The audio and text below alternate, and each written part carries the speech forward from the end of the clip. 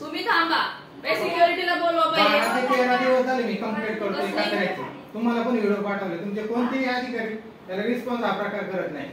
आज माझी मुलगी सतत आजारी पडते, ती ताप सर्दी खोकला, खिडकी उघडली एवढा वास होता ना त्या कातराचा, वाघली. तुम्हाला पण मी फोटो पाठवले.